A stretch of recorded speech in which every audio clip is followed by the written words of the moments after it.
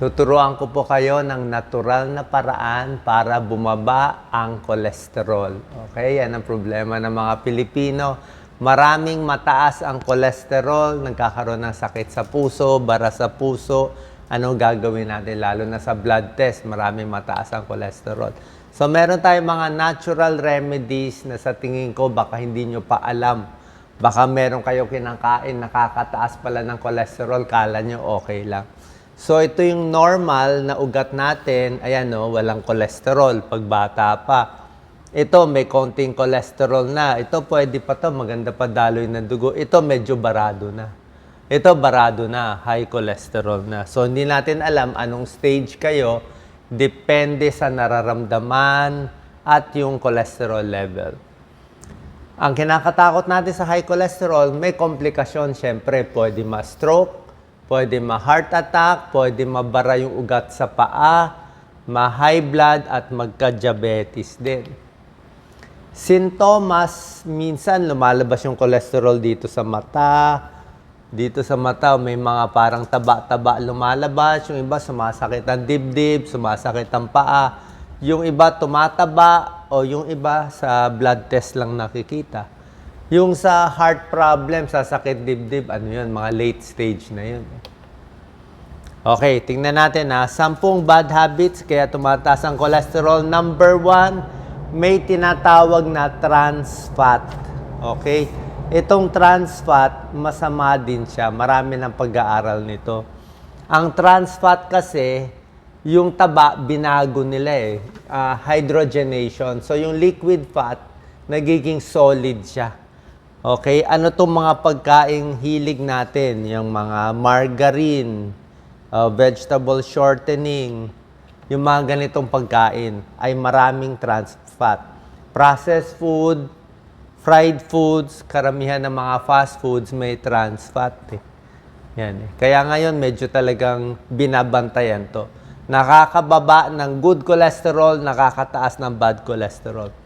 Akala natin okay lang to, di ba? Masarap kainin, nabibili kahit saan, mukhang healthy naman, pero pag i-check nyo yung cholesterol nyo, sigurado tataas. Kasi may trans fat siya.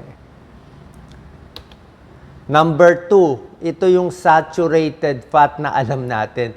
Taba ng baboy, taba ng baka, saturated fat. Ang saturated fat, sa temperature natin, solid siya. Parang pag kumain kayo ng pork adobo. Di ba yung pork adobo? May mantika yon. Ilagay mo sa refrigerator, titigas yun, di ba? Titigas yun. Just imagine, pag kinain mo yon, di ba, liquid pa yon, pero sa tiyan mo, doon titigas, magsesebo. Magsesebo. Kaya kung red meat man siya, processed meat man siya, baboy, baka, taba, mamantika, nakakataas talaga ng bad cholesterol yan. Kahit mga full cream milk, mga butter, sa mantika, bawas-bawas din. Kahit itong mga fatty na sauce. Okay? Masarap, pero ang problema nga, nakakataas talaga ng cholesterol. Ayan, no? Yan ang sinasabi ko, trans fat, mga fast food, frozen pizza, margarine, kahit yung mga bake, di ba? Masyadong buttery, margarine, yung mga croissant, masarap. Hindi ko sinabi wag kumain na. Sabi ko, paminsan-minsan siguro once a week o once a month kung wala kang mapuntahan. Saturated fat, ayan o, butter, cheese, red meat, pork, baked goods. Yan lahat. Ang gusto natin, mamaya ito, unsaturated fat. Yan ang mga pampaluwag ng ugat, avocado, mga nuts at iba pa. Okay? Mga processed food and fast food. Talagang, kaya mas maganda lutong bahay. Number 3, chronic stress. Pag lagi ka nai-stress, syempre, pati pagkain mo, nagkakamali na rin. Kung ano nakakain mo, puyat, kulang sa tulog, nakita nila nakakataas din ng cholesterol.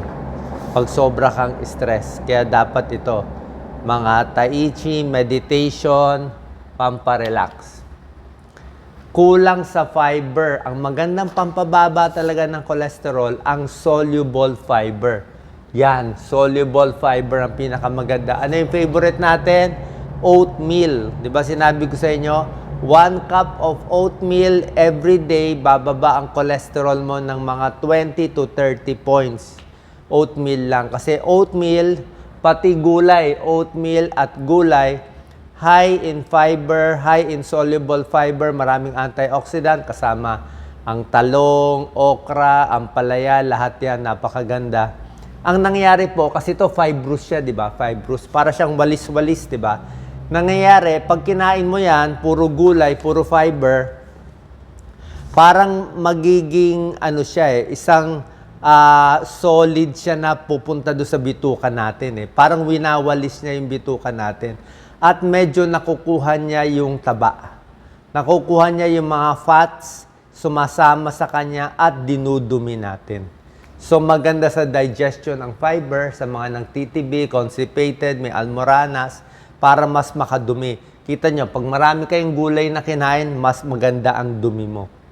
Nalalabas pa yung cholesterol. Bababa ang LDL dito sa soluble fiber.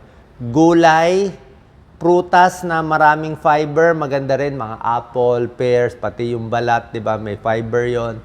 Plus yung mga brown rice, beans, pwede rin, at oatmeal. Yan. Ang issue lang dito, kung di kayo sanay sa high fiber, dapat dahan-dahan yung pagkain. Hindi pwede yung agad-agad na 3 cups, 4 cups pag hindi sanay ang tiyan mo Dapat unti-unti para masanay. Kasi pag biglaan, baka hindi rin makaya. Biglang magtai din. Tapos, kailangan iinom kayo ng maraming tubig. Kasi pag maraming fiber, kailangan maraming tubig.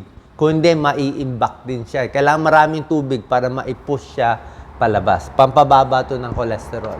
Okay? Yan ang mga high fiber foods. Oatmeal, broccoli, mga berries, strawberry, maraming fiber. Nuts, basta hindi maalat. Green leafy, avocado, peas, mga beans, pwede rin yan. Munggo, pwede rin. Yan. Number 5, syempre, alak, babawasan. Yan, Moderate alcohol consumption, nakakataas din ng triglyceride at high cholesterol. Diba? Paano kasi tataba ka rin, diba? Kakain ka, may pulutan, mataas din calories niyan, ma-overweight din tayo. Sigarilyo, masama talaga. Merong chemical sa cigarette smoke na yung bad cholesterol natin mas dumidikit sa blood vessel. Mas namamaga yung ugat natin, mas swollen, mas inflamed, at mas nagbabaray mga ugat natin dahil sa paninigarilyo. So, yung epekto ng high cholesterol, napapalala ng smoking. Siyempre, overweight, di ba? Overweight, overeating, nakakataas yan, Excessive snacking, tsaka yung mga sugary foods. Pag sugary foods, usually triglyceride ang tumataas. Cholesterol or triglyceride, pag masyado mataas, hindi rin po maganda. Okay? So, konting bawas sa matatamis. Okay? Paano ba ang pagkain natin? Ang gusto natin, ito yung healthy plate. Meron tayong code Code. Ang protina mo dapat kasing laki ng palad. Hindi kasama itong daliri, Ito lang.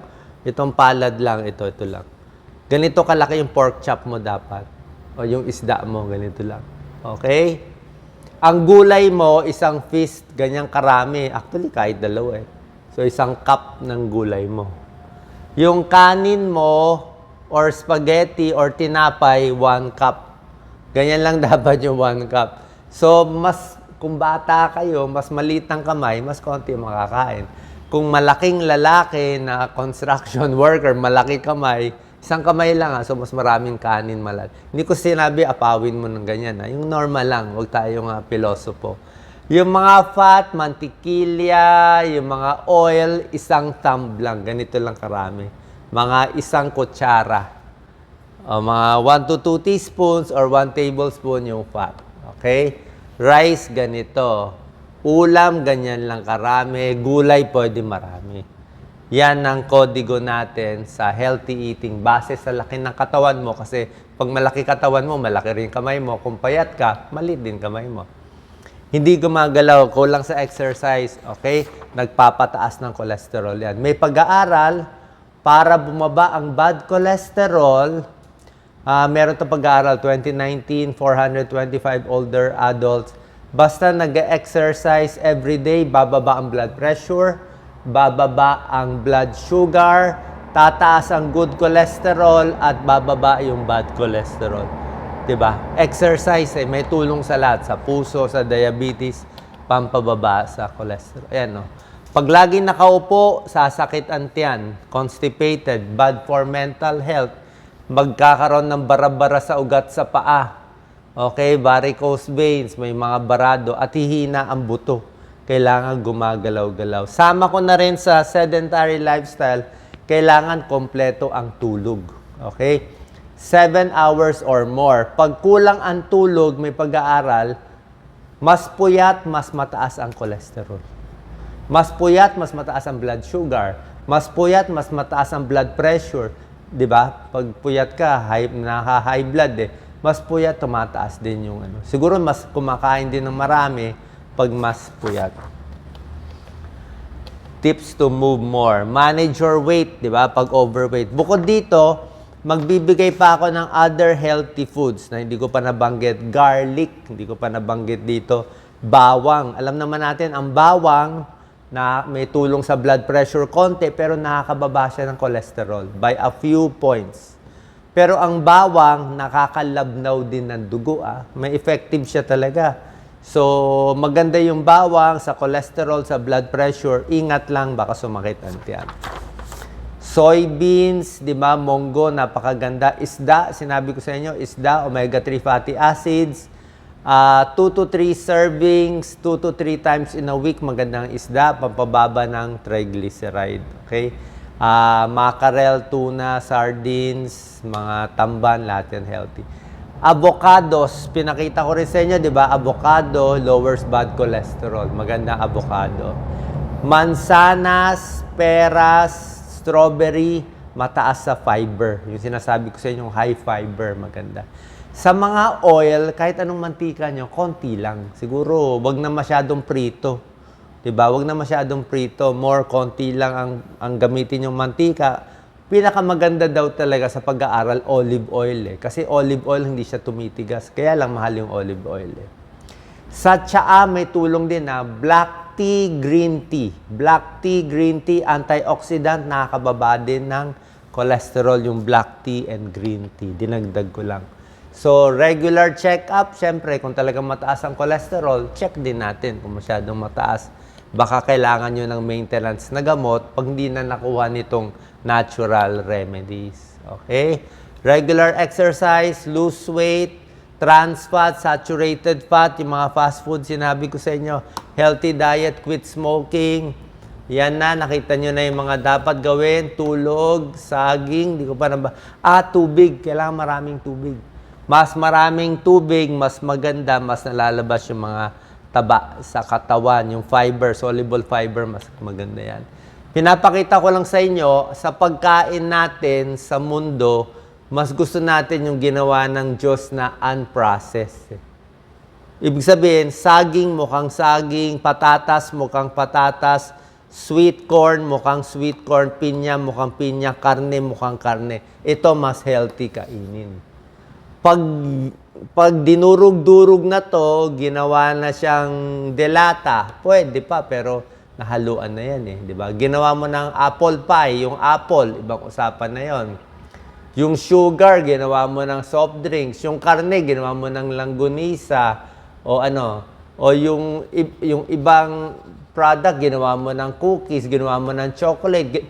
Yung patatas, ginawa mo ng potato chips. Yung kamatis, ginawa mo ng ketchup. So, pag na-process na siya dito, mas hindi na ganun ka-healthy. Kasi, mas maalat na, mas marami na. So, mas gusto natin, mas natural banda rito yung kinakain natin. Okay? Saan pa nakatulong tong video? Natural ways para bumaba ang iyong cholesterol.